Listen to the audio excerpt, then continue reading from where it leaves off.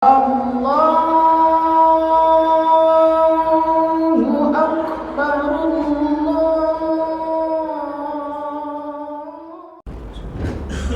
Assalamualaikum warahmatullahi wabarakatuh. Alhamdulillah Alhamdulillahilladzi amarna bitafaqquhi fid din wa asyhadu an la ilaha illallah wahdahu la syarika lah ilahul awwalin wal akhirin wa asyhadu anna sayyidana wa nabiyyana Muhammadan abduhu wa rasuluh afdalul anbiya'i wal mursalin. Allahumma salli wa sallim wa barik ala abdika wa rasulik sayyidina Muhammadin wa ala alihi wa sahbihi ajma'in, amma ba'd. Faqad qala Allah ta'ala fil Qur'anil Karim wa huwa asdaqul qailin. A'udzu billahi minasy syaithanir rajim. ولا يزالون مختلفين إلا من رحم ربك ولذلك خلقهم وتمت كلمة ربك لأملأن جهنم من الجنة والناس أجمعين. وقال رسول الله صلى الله عليه وآله وسلم اختلاف أمتي رحمة. صدق الله العظيم وصدق وبلغ رسوله النبي الحبيب الكريم ونحن على ذلك من الشاهدين والشاكرين والحمد لله رب العالمين. Ma'asyiral muslimin wal muslimat, hadirin hadirat jamaah Masjid Jami Baitul Izzah yang dirahmati Allah. Bagaimana kabar semuanya? Sehat? Alhamdulillah. Sebelum kajian dimulai, saya bernama Muhammad Muhyiddin mengucapkan, walaupun sudah telat Pak ya, mengucapkan taqabbalallahu minna wa minkum taqabbal ya karim, ja'alanallahu wa iyyakum minal faizin. Saya mengucapkan mohon maaf lahir dan batin jika sekiranya selama mengisi kajian ada mungkin kata-kata, tutur kata atau ucapan atau perbuatan yang kurang berkenan di hati para jamaah sekalian. Dimaafkan tidak? Di belakang kok nggak komen kayak nggak dimaafin? Nggak jadi Pak.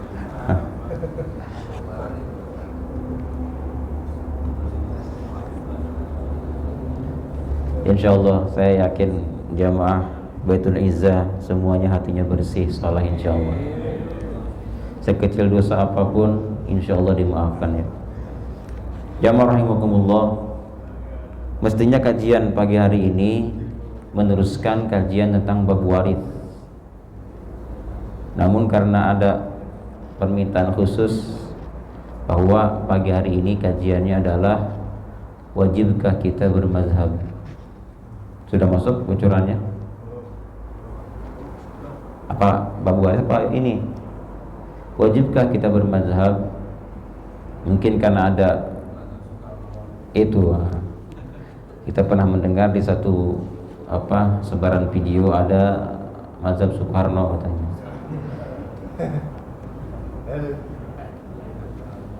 Makanya pagi hari ini insya Allah kita akan kaji tentang mazhab.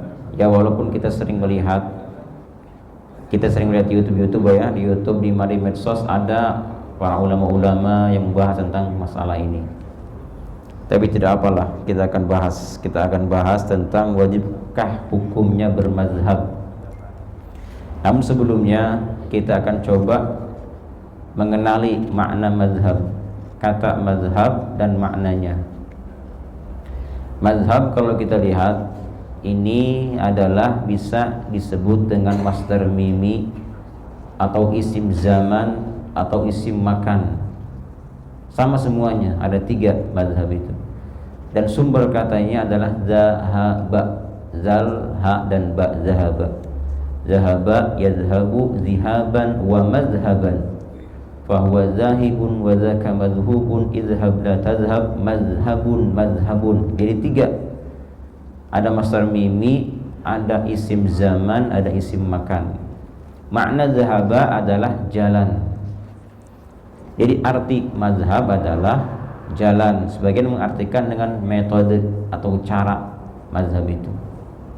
Jika ditanya apa itu mazhab, secara bahasa jalan, cara atau metode. Namun secara istilah para ulama-ulama, mazhab itu adalah ma zahaba ilaihil a'immatu. Ma zahaba ilaihil a'immatu. Apapun yang telah dijalankan oleh para imam, itu namanya mazhab. Apapun. Kalau berkaitan dengan ilmu akidah, maka mazhab manakah yang kita ikuti? Karena tidak semua akidah sah kita ikuti. Oleh karenanya pengertian imam di sini adalah imam adalah man yasihul iqtida'u bih. Seseorang yang sah untuk diikuti, itulah namanya imam. Setiap seseorang yang sah kita ikuti dijadikan imam, maka dia adalah imam namanya. Beda dengan seseorang yang tidak sah diikuti, itu bukan imam namanya, dan kita tidak boleh mengikutinya. Misalnya dari sisi akidah, ada yang sah diikuti adalah Imam Asy'ariyah, Asy'ari dan Imam Maturidi. Inilah yang sah kita ikuti. Selebihnya itu bisa dikatakan tidak sah, seperti Syiah, seperti Mu'tazilah, seperti Khawarij, seperti Jabariyah, seperti Murji'ah, Najjariyah, dan seperti Musyabbihah. Jadi siapapun yang mengikuti salah satu imam di sini, itulah mazhabnya. Nah, kalau kita lihat dari sisi ilmu qiraat, cara membaca Al-Qur'anul Karim, ada juga imamnya. Tidak mungkin seseorang baca Al-Qur'an ujug-ujug datang, dia baru lahir bicara langsung baca Al-Qur'an, tidak mungkin. Pasti ada mazhab yang dia ikuti. Maka yang sah diikutin dari semua imam qiraat hanya ada 7. Dari mulai Abu Ammar, kemudian Ibnu Katsir, kemudian Nafi', kemudian Asim, kemudian Ibnu Amir, kemudian Hamzah, kemudian Imam Kisai. 7 imam yang sah kita ikutin. Silakan yang mana kita ikutin. Ada baca waqimus shalah, ada yang baca waqimus shalah. Ini ahli qiraat, silakan ikuti. Nah, siapapun yang mengikuti salah satu imam ini, maka disebut dengan bermazhab ke sana. Dari fikih, dari ilmu fikih, banyak ulama-ulama fikih yang bermazhab, yang mengadakan atau yang membuat satu jalan bagaimana cara pengambilan hukum dari Al-Quran, dari As-Sunnah. Sehingga Al-Imam Asy-Sya'rani mengatakan dulu ada sekitar 36-an mazhab itu dulu, tetapi yang resmi, yang sah hanya 4. Yang pertama Imam Nu'man bin Thabit Abu Hanifah, kedua Imam Malik bin Anas, yang ketiga Imam Muhammad bin Idris Asy-Syafi'i, dan kelima Imam Ahmad bin Hanbal. 4 mazhab yang sah diikuti. Kenapa demikian? Karena yang lainnya bukan karena ketidakmampuan mereka, bukan, tapi mereka tidak ada penerusnya. Murid-muridnya ada tapi tidak mengembangkan, seperti Imam Zaid bin Abdullah, Ishaq bin Abu Rahawiyah, dan lain-lainnya. Mereka pakar dalam ilmu fikih, tetapi tidak dikembangkan oleh para muridnya, para sahabatnya, dan bahkan mereka tidak mudawwan, tidak ada perbukuan dari mereka. Tapi yang 4 ini ada bukunya, kemudian diturunkan kepada para murid-muridnya, dilanjutkan oleh terus penerusnya, dikembangkan sampai saat ini. Nah, siapapun yang mengikuti salah satu imam dari mereka disebut dengan bermazhab Syafi'i, bermazhab Maliki, bermazhab Hanafi, bermazhab Hanbali. Itu arti mazhab. Nah, kalau misalnya dari sisi makanan, Pak, cara mengolah makanan singkong biar enak bagaimana caranya? Diolahlah mas singkong ini dengan satu cara yang tidak pernah dijumpai. Dengan apa? Singkong dikasih apa? Bumbu apa? Kemudian diikuti oleh murid-muridnya, maka dia bermazhab singkong gitu. Madem di singkong, siapa pertama kali yang membuat singkong itu, yang membuat masakan seenak itu? Rumah atau desain masjid, desain rumah. Wah, seperti ini bagus nih. Siapa pertamanya yang membuat desain ini? Si fulan. Diikuti tata caranya, maka dia bermadzhab kepada si fulan ini. Cara membuat bangunan. Pada zaman dulu ketika saya masih kecil, itu beda dengan cara belajar anak-anak sekarang. Pada zaman dulu saya baca alif fathah a, alif kasrah i, alif dhammah u menjadi a i u dulu. Ada juga yang alif jabr a, alif jri, alif psu jadi a i u. Itu dulu seperti itu. Metode siapa ini? Nah, itulah kita bermadzhab kepada orang-orang ini. Sekarang mereka, anak-anak sekarang tidak mengenal itu. Mereka hanya mengenal a, ba, ta, sa, ja, ha, kho. Ditanya ini apa, ini huruf apa? Huruf a, bukan alif. Ini apa? Huruf apa? Ini huruf ba, huruf ta, huruf ja, bukan jim, ja mereka menyebutnya. Maka kita pada zaman dulu, metode kita mengikuti mazhab Qaidah Baghdadiyah. Kalau sekarang ada metode Iqra, ada juga qiraati ya. Itu mazhab kita seperti itulah. Jadi arti mazhab adalah mengikuti salah seorang tokoh dari bidangnya masing-masing. Nah, sekarang kaitan dengan yang kemarin viral itu, mazhab apa? Soekarno. Kaitan dengan ilmu apa dulu gitu. Kalau ilmu fikih tidak sah karena dia bukan bagiannya. Ilmu akidah tidak sah, bukan bagiannya juga. Ilmu qiraat tidak sah, bukan bagiannya juga. Nah, itulah arti dari mazhab Bapak Ibu sekalian. Jadi tergantung, cuman rata-rata ketika disebutkan mazhab berarti bahasan tentang ilmu fikih. Ketika dikatakan mazhab itu tidak ada kaitan dengan ilmu akidah, ilmu qiraat tidak ada, tapi kaitan dengan ilmu fikih mazhab itu. Nah, sekarang apakah kita wajib bermazhab dengan salah satu imam yang 4 tadi atau tidak? Di sini dilihat Pak, dilihat dari sisi kemampuan tidaknya kita. Kalau kita mampu untuk mengistinbat, membuat hukum, membuat cara ibadah kepada Allah lewat Al-Quran, lewat As-Sunnah, silahkan Anda berjalan sendiri. Tidak perlu mengikuti mazhab dimanapun. Bahkan haram bagi Anda untuk bermazhab. Kenapa? Karena Anda mampu untuk membuat cara sholat bagaimana yang sah menurut Anda, puasa yang sah, haji yang sah, silakan. Cuman untuk mencapai ilmu ini itu tidaklah mudah untuk saat ini, karena ada syarat-syaratnya juga untuk menjadi ulama ijtihad, mujtahid. Ada tingkatan Pak ulama itu. Pengambilan hukum ada 3 tingkatan. Yang pertama dalam mengamalkan ilmu atau ibadah ada namanya kelompok mujtahidin, ahli ijtihad. Mereka adalah yang mengambil cara ibadah kepada Allah lewat Al-Quran, lewat As-Sunnah.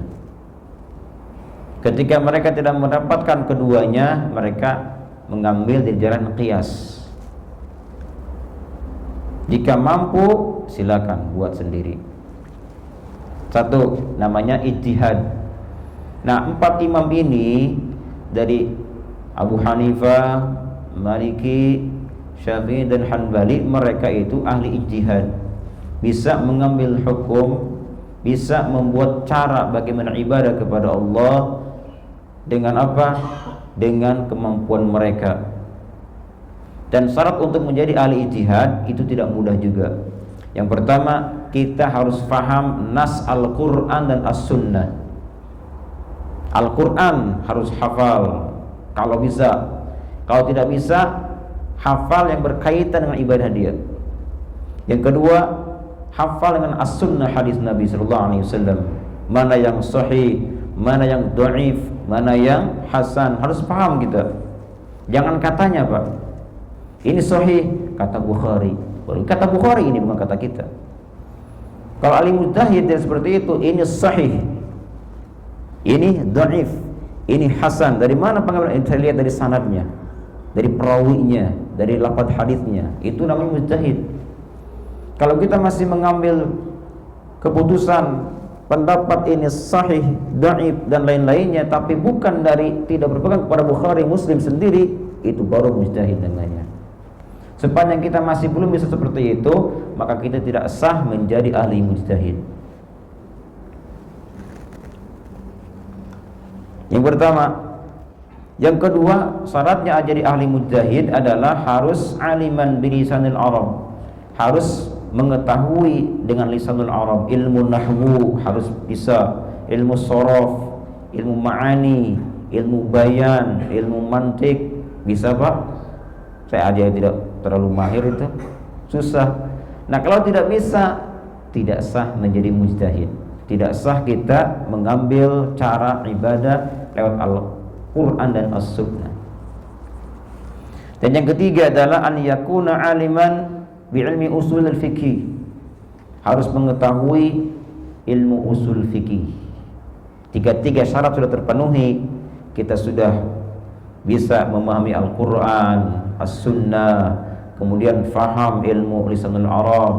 Yang ketiga, faham usul fikih. Silakan Anda istinbat, buat hukum sendiri dari Al-Quran, As-Sunnah. Misalnya Pak, dalam hadis Nabi, Rasul mengatakan innamal a'malu bin niyat, sesungguhnya amal dengan niat. Sebatas arti dari lahiriah lafaz ini, sesungguhnya amal dengan niat, tidak ada lebihnya. Nah, pertanyaannya, maksudnya sesungguhnya sahnya amal atau sempurnanya amal? Inilah yang pertanyaan perdebatan para ulama fikih. Kalau mazhab Abu Hanifah mengatakan sesungguhnya sempurnanya amal itu dengan niat. Jadi orang ibadah tanpa niat pun tidak apa-apa, sah-sah saja, tapi tidak sempurna. Sementara tiga imam dari Maliki, Syafi'i, Hanbali mengartikan sesungguhnya sahnya amal itu harus dengan niat. Jadi kalau orang beribadah kepada Allah tanpa ada niat, tidak sah ibadahnya. Kemudian niatnya kapan dilakukan? Kalau sedang sholat, apakah dilakukan niatnya qabla takbir? Sebelum takbir kita niat dulu, baru takbir Allahu Akbar, atau dalam takbir Allah niat di situ. Nah, ini pun masih jadi perdebatan para ulama. Pendapat dari Syafi'i, niat itu adanya di dalam takbir Allahu Akbar, makanya panjang takbirnya. Yang tiga imam niatnya qabla takbir, sebelum takbir niat dulu, baru takbir, makanya pendek takbirnya Allahu Akbar. Inilah mazhab. Dan Nabi tidak pernah mengatakan secara detail niat itu bagaimana, apa sebelum, apa ketika ada takbir, tidak pernah ada. Makanya inilah yang jadi permasalahan para ulama fikih yang kita rujuk ke situ nantinya. Jamaah rahimakumullah. Jadi dalam beramal, beribadah ada tiga tingkatan. Yang pertama ijtihad. Ulama-ulama yang memang ahli dalam bidangnya membuat hukum sendiri, maka jika dia mampu mumpuni silakan, maka haram baginya bermadzhab. Tetapi jika kita tidak ada kemampuan untuk membuat sendiri, bagaimana cara ibadah kita kepada Allah, kita tidak mampu membuka Al-Quran, As-Sunnah, dan tidak faham lisanul Arab, tidak faham juga usul fikih, maka Anda wajib bermadzhab. Apa dalilnya? Kita buka Pak, surah An-Nahl. An-Nahl ayat 43 kalau tidak salah.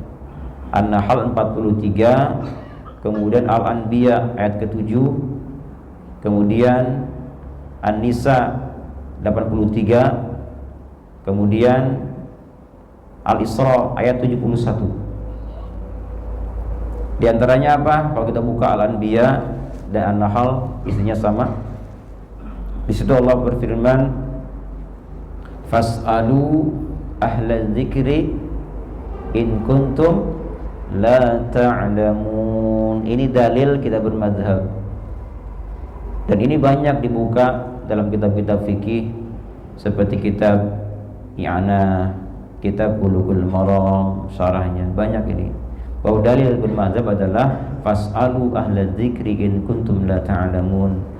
Maka bertanyalah engkau kepada ahlinya jika memang tidak mengetahui bagaimana tata cara kita ibadah kepada Allah Ta'ala. Tanyakan, bukan fatlubu, carilah sendiri, bukan, tapi fas'alu, tanyakan kepada bidangnya. Kita mau mengkaji ilmu fikih, tanyakan ke bidang fikih, ulama fikih. Mau mengkaji ilmu akidah, tanyakan kepada ahlinya. Mengkaji ilmu qiraat, tanyakan ke ulama qiraat jika memang tidak mengetahui. Ini menandakan bahwa bagi mereka yang tidak ada kemampuan untuk membuat satu amal sendiri lewat Al-Quran, As-Sunnah, maka bertanyalah. Ketika ditanyakan kepada ahlinya, bagaimanakah misalnya tata cara sholat? Oh, ini caranya begini. Misalnya tadi kalau Syafi'i itu niatnya itu ketika takbir, dipanjangkan takbirnya Allahu Akbar, tapi jangan terlalu panjang juga, jangan lebih 6 harokat, karena tidak ada mad melebihi 6 harokat, itu maksimal 6 harokat. Kalau lebih dari itu dorro, bahaya juga. Allahu Akbar, kepanjangan itu 6 harokat itu Allah, jangan dihitung juga, nanti nggak fokus niatnya. Allah, niatnya belum selesai, ini udah selesai habis. Perkirakan saja 6 harokat sudah selesai. Allahu Akbar. Makanya intinya saja Pak, intinya saja gitu, intinya kalau panjang kan, misalnya saya berniat sholat fardu subuh 2 rakaat menghadap kiblat, adaan karena Allah Ta'ala, ini kepanjangan mungkin. Yang pendek saja, intinya saja saya berniat sholat fardu subuh bermakmum, Allahu Akbar, selesai kan. Jadi itu Pak, mazhab itu artinya ya. Nah kemudian yang pertama masalah ijtihad. Jadi kalau kita tidak ada kemampuan untuk mengambil hukum amal dari Al-Quran As-Sunnah, maka lebih baik Anda bermadhab dengan salah satu imam yang 4 tadi. Apa dalilnya? Fas'alu ahla dzikri in kuntum la ta'lamun. Yang kedua, dalam surah An-Nisa ayat 83 Allah berfirman, walau radduhu ila rasul wa ila ulil amri minhum la'alimahu alladhina yastanbitunahu minhum. Dan sekiranya mereka mengembalikan masalah-masalah kepada ahlinya, tentu mereka akan mengetahui kebenaran lewat mereka. Ini nih. Jadi kalau kita kembalikan masalah-masalah seperti ini kepada bidang atau ahlinya, pasti kita akan mengetahui kebenarannya. Ternyata begini dan begini. Ini adalah dalil bahwa kita kalau tidak mampu, maka silakan Anda cari salah satu imam dari yang 4 tadi. Nah kemudian Al-Isra ayat 71,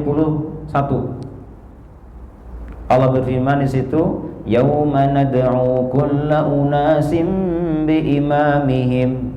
Perhatikan di sini, yauma nad'u, di hari kami akan panggil, kata Allah.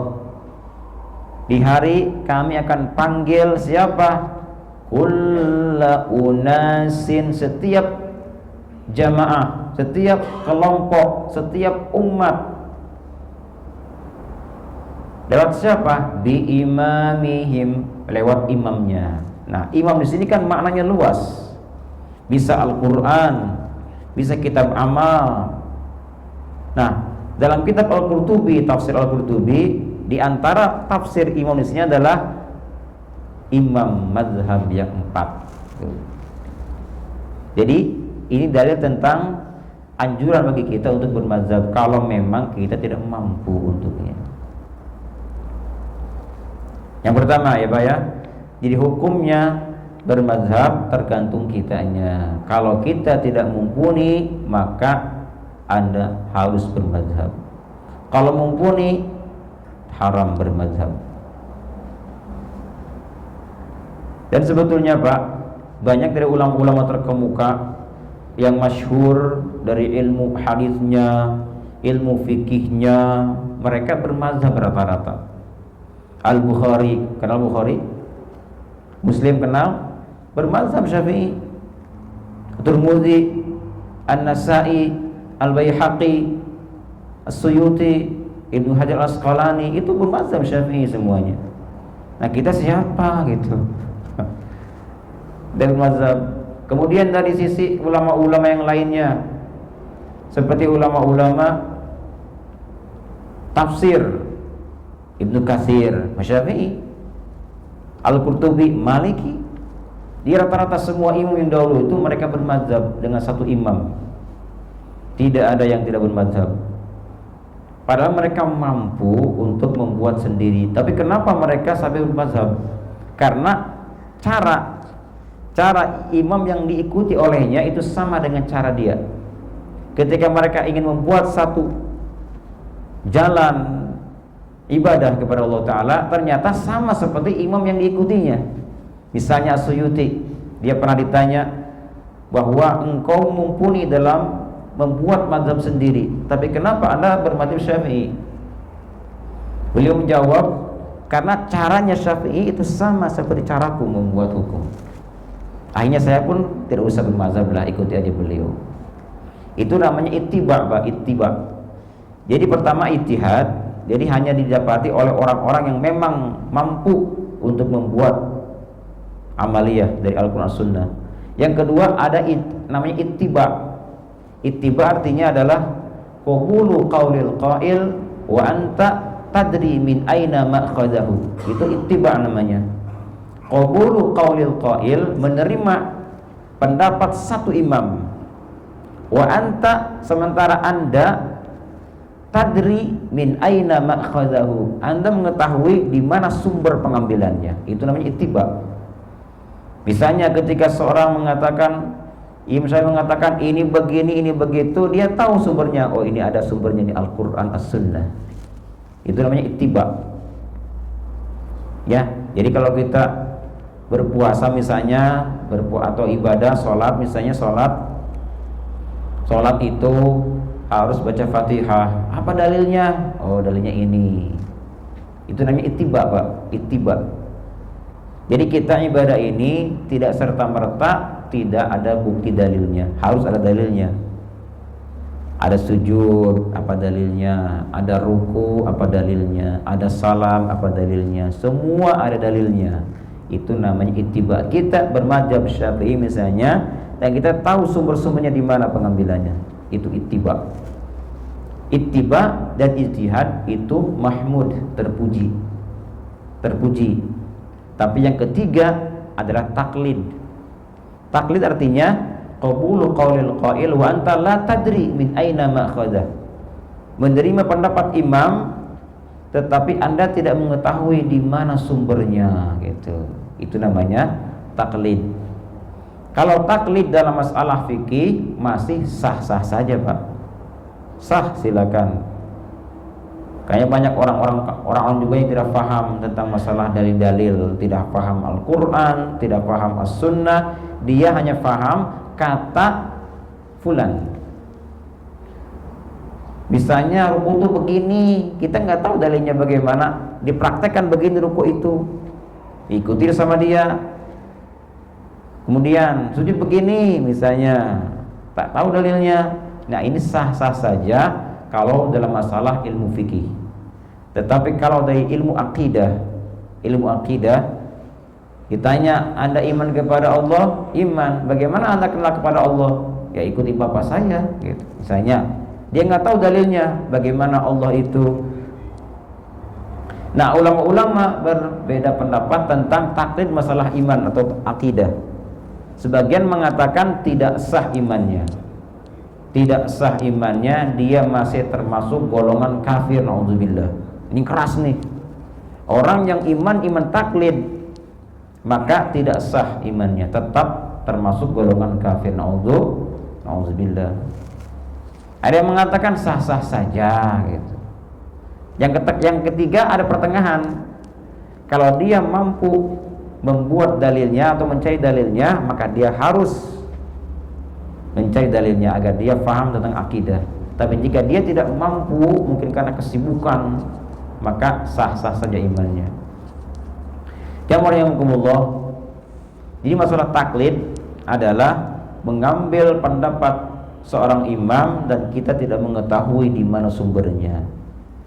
Itu taklid. Nah, kalau bisa taklid kita hilangkan, Pak. Kita hilangkan, kita cari dalilnya agar kita masuk ke kelompok ittiba. Apalagi ijtihad, subhanallah ini. Ya, 3 tingkatan, ada ijtihad, ada ittiba, ada taklid. Nah, kalau bisa kita jangan taklid terus, carilah dalilnya. Dalil ibadah puasa, ibadah sholat, ibadah ini, ibadah itu, baru nanti kita setelah itu akan lebih meyakini bagaimana hujah-hujahnya. Ya rahimakumullah. Jadi masalah fikih ini, fikih sebetulnya adalah ilmu yang tidak ada secara detail di Al-Quran dan hadis Nabi. Itu ilmu fikih. Beda dengan ilmu qat'i. Kalau ilmu qat'i jelas ada, nampak jelas ayatnya apa, itu bukan fikih tapi qat'i. Misalnya dalam Al-Quran Allah berfirman, wala taqrabuz zina, jangan kamu dekati zina. Ada nggak pendapat yang bolehkan? Nggak ada, ini udah permanen gitu istilahnya. Atau haramnya minum minuman keras, sepakat semuanya haram hukumnya. Tapi yang berkaitan fikih adalah ilmu yang tidak ada dimuat dalam Al-Quran dan As-Sunnah secara detail. Misalnya dalam Al-Quran Allah berfirman, hei orang beriman, idza qumtum ilas shalah, tatkala kalian mau salat, faghsilu wujuhakum, maka basuhlah wajahmu, wa aydiyakum ilal marafiq, tangan sampai siku, wamsahu bi ru'usikum, sapulah atau usaplah kepalamu.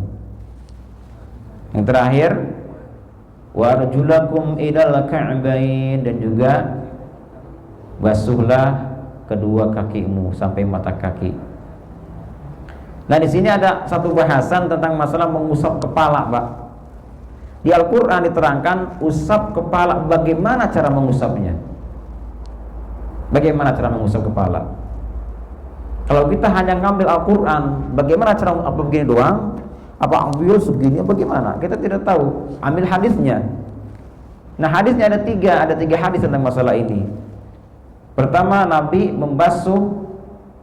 mengusap kepala dengan cara apa? Dibuka imamahnya, sorbanya, kemudian dimasukkan jarinya ini. Ini mazhab Hanafi dipegang. Makanya kalau kita usap kepala tidak sampai 1/4 kepala tidak sah. Ambil, basahin,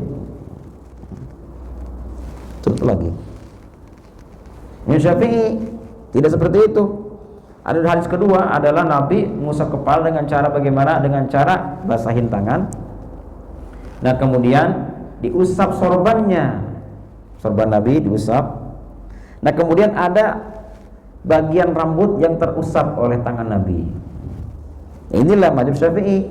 Syafi'i mengatakan sahnya kita mengusap tidak mesti banyak, 1 helai rambut saja sah itu. Ini Syafi'i ngambilnya. Jadi sah kita mengusap kepala 1 helai saja, Pak. Apalagi kalau kita udah rapi mau kondangan, Pak. Aduh, sekarang Sabtu nih hari kondangan ya. Ambil aja, aduh sayang nih. Ini aja, Pak. Sah. Tulis sini, yang penting ada di batas kepala. Nah, kalau mazhab Maliki mengambil hadis apa? Nabi mengusap kepala bagaimana caranya? Pertama Nabi membasahi tangan.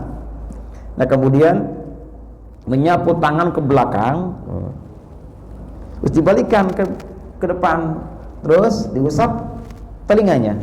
Nah, ini mazhab Maliki mengambil pendapat ini. Nah, kalau kita hanya tahu Al-Quran saja, tidak akan tahu bagaimana tata cara mengusap kepala. Gitu. Nah, oleh karena itu para ulama-ulama mazhab ini, mereka sebetulnya tidak ada satupun yang melenceng dari Al-Quran, As-Sunnah, tidak ada. Semuanya Al-Quran, semuanya As-Sunnah. Jadi kalau dikatakan apa yang harus kita pegang, Al-Quran, As-Sunnah, bagaimana caranya kita mengambil dua sumber ini? Lewat para imam mazhab. Mereka pakarnya, mereka bidangnya, mereka faham bagaimana Al-Quran, As-Sunnah. Oleh karena itu kita tidak usah ragu lagi tentang 4 mazhab ini. Mereka sudah diakui seluruh dunia. Mungkin kajian kita sampai di sini. Ada pertanyaan, silakan.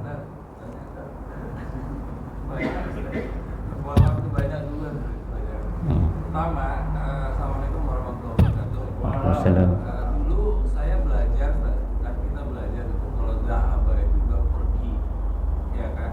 Dalam bahasa dhahaba Ahmad ila madrasah. Nah, kalau dari katanya, sekarang kan ada dimaknai juga dengan jalan, sehingga ya jalan pikiran, jalan pemahaman. Nah, mungkin itu yang dimaksudkan sebagai madhab yang oleh orang ini gitu ya, pikirannya itu. Nah, apakah sah-sah saja apabila dia berpikiran tidak mengenai fikih, tapi berpikiran misalnya tadi masalah pembangunan ekonomi. Nah, barangkali itu yang dimaksudkan madhab Ahmad Soekarno misalnya. Sehingga kita tidak harus menghujat juga gitu, kalau itu memang yang dimaksudkan, kecuali nanti yang masuk ke fikih. Yang kedua, ada perkembangan misalnya yang tadinya kita sebutkan memang mazhab, misalnya di qiraah juga mazhab, kemudian di masalah fikih juga, tapi akhirnya kan ini mengecil saja. Nah, ini mungkin sejak kapan nih tadi? Sehingga artinya kalau yang dikatakan mazhab itu identik dengan fikih. Yang awalnya tadi kan semua pemikiran-pemikiran tokoh, ya contoh yang diberikan tokoh itu juga mazhab. Di Al-Quran misalnya ada mazhab qiraatus sab'ah gitu kan, yang lainnya juga, bahkan sekarang di iktisad juga di ekonomi syariah itu ya fikih juga gitu kan, tapi ini juga dipersempit, bukan mazhab gitu. Tapi apakah ini sejak kapan pemahaman yang kalau dikatakan mazhab itu jadi fikih saja? Kemudian sedikit agak yang ketiga tadi, mungkin tadi yang Ustaz sampaikan contohnya, mungkin sedikit kritik juga. Jadi kalau yang Ustaz sampaikan wala taqrabu zina contohnya, ya memang pengambilan hukumnya sepakat itu haram misalnya. Tapi kajian fikihnya tetap ada, Ustaz. Kajian fikihnya misalnya zina itu, yang dikatakan zina itu apa? Apakah masuknya kelamin laki-laki dengan perempuan, dan akhirnya kan nanti ada konsekuensi hukumnya. Nah, kalau dulu saya belajar namanya fikih jinayah gitu.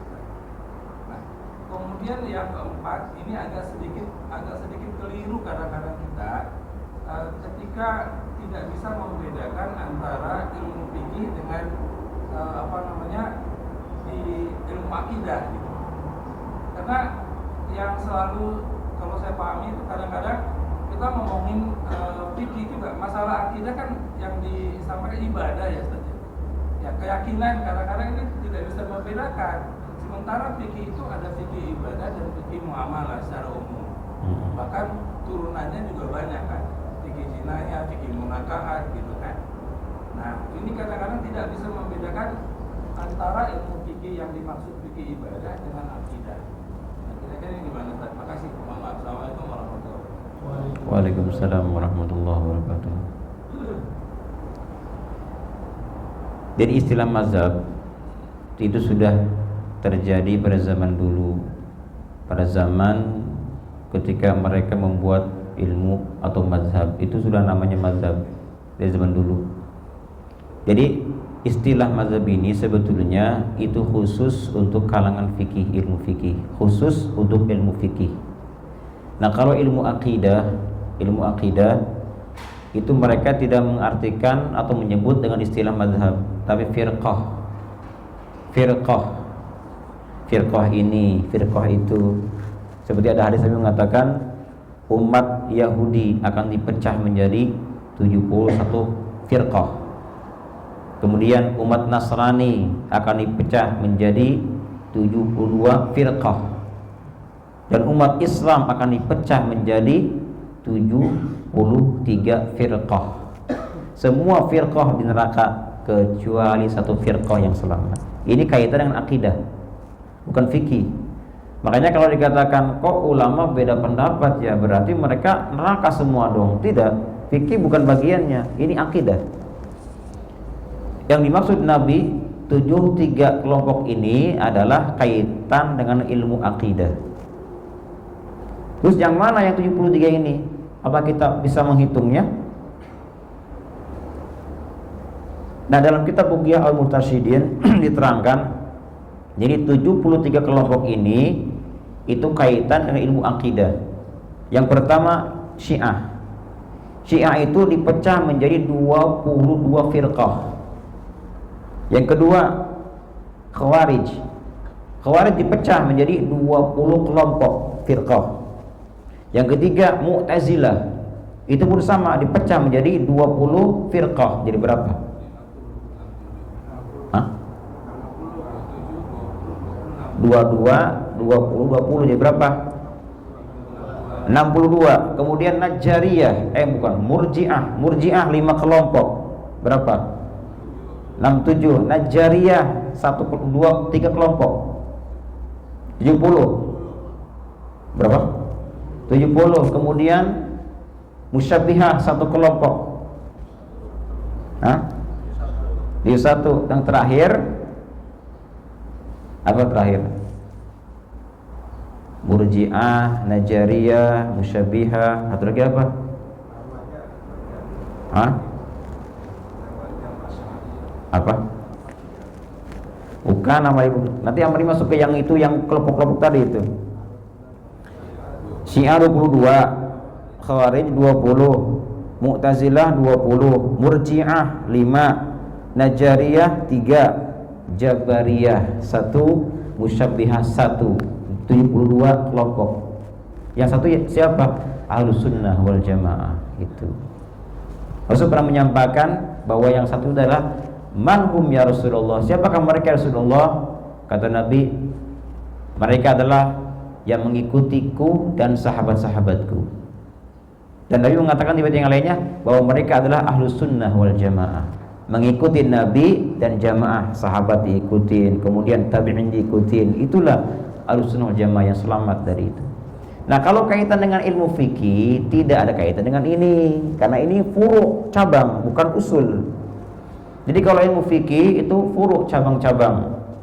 Itu masuk ke dalam hadis Nabi, ikhtilafu ummati rahmatun. Perselisihan antara umatku itu rahmat buat umat, bukan jadi masalah ribut atau bermusuhan, bukan, rahmat justru. Ketika satu orang tidak mampu melakukan yang berat, coba cari yang ringan, ada nggak pendapat gitu. Misalnya masalah Idul Adha, Pak, kurban kambing 1 bolehkah dijadikan, diniatkan dengan 2 niat, niat kurban plus akikah. Puasa qadha digabung dengan puasa sunnah 6 Syawal, sah tidak? Khilaf. Kemudian mandi digabungkan 1 mandi, niatnya 2, niat wajib, niat sunnah. Kemudian juga masuk masjid, sholat tahiyat masjid digabung dengan sholat qabliyah, sah tidak? Ini nggak ada Al-Qur'annya, ada sunnah, nggak ada sunnahnya, nggak ada. Nah, di sini ada 2 pendapat, yang membolehkan dan yang melarang. Kalau kita memang mumpuni, mampu, kuat, silakan 2 kambing dengan 2 niat. Silakan puasa 2 hari, 1 qaul, itu sunnah. Silakan sholat sunnah qabliyah, setelah itu tahiyat masjid atau tahiyat baru qabliyah. Tapi kalau tidak mampu, aduh saya orang tidak mampu, kalau kambing 2, 1 saja, ada nggak pendapat? Ada. Nah, itulah ikhtilaf umatur rahmatun, rahmat buat kita, kan? Jadi kaitan dengan ilmu fikih ini adalah rahmat buat kita. Bahkan tadi dibacakan subuh tadi, wala yazaluna mukhtalifin. Mereka tidak akan pernah berhenti berselisih illa man rahima rabbuk, terkecuali mendapat rahmat dari Allah. Jadi masalah-masalah ilmu fikih ini adalah kaitan dengan ilmu-ilmu furu'iyah. Jadi tidak apa-apa. Nah, kaitan pertanyaan tadi, kapan disebut madhab? Istilah madhab itu dari zaman dulu. Cuman secara bahasa, madhab adalah memang artinya adalah jalan.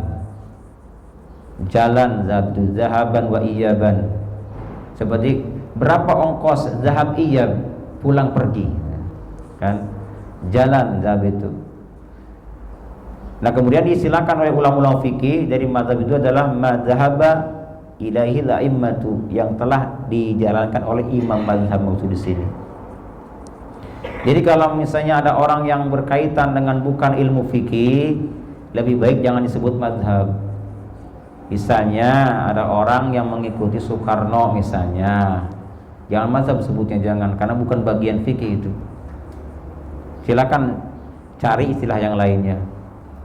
Ada juga orang bercara ibadah punya thariqah jalan, ya, jalan zikir pagi, petang, apa yang dibaca, oh ini dari Nabi, ada juga dari Al-Qur'annya ini. Nah, kita ambil thariqah siapa? Thariqah yang betul, yang mustaqim, yang lurus. Makanya namanya thariqah, jalannya juga. Terus kemudian yang keempat apa tadi pertanyaannya? Hah? Iya, jadi secara lahiriah makna tidak boleh mendekati zina. Nah, kalau kita buka masalah zina, apa makna zina?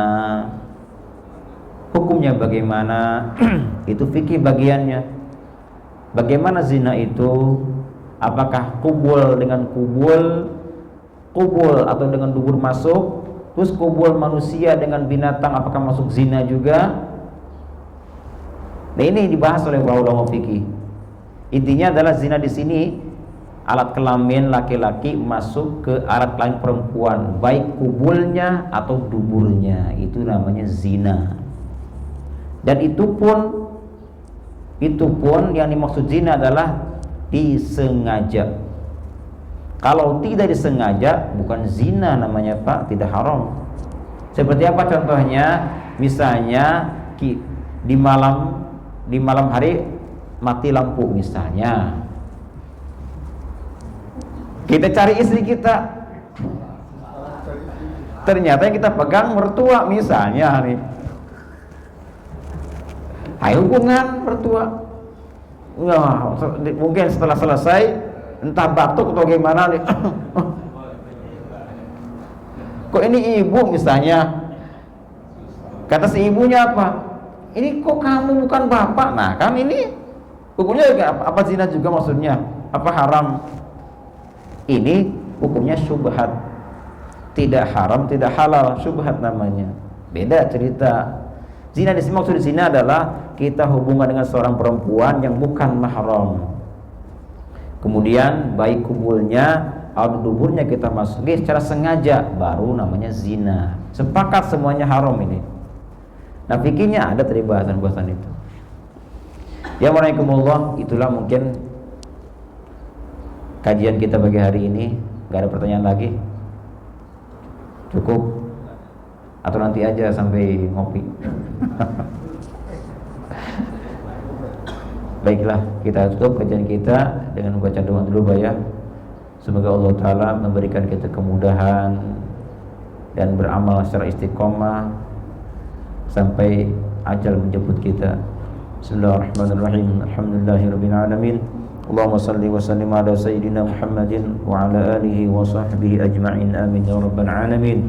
Ya rabbana i'tarafna bi annana iqtarafna wa annana ashrafna ala nadha asrafna fatub alaina tawbah tangsil li kulli hawbah wastur lana al-awrati wa aminir rawati واغفر لوالدينا ربي ومولودينا والأهل والإخوان وسائر الخلان وكن ذي محبة أو جيرة أو صحبة والمسلمين أجمع آمين رب اسمع فضلا وجودا منانا باكتساب منا بالمصطفى الرسول نحظى بكل سول صلى وسلم ربي عليه عند الحب وآله وصحبه عداد طس صحبي والحمد للإله في البدء والتناهي ربنا آتنا في الدنيا حسنة وفي الآخرة حسنة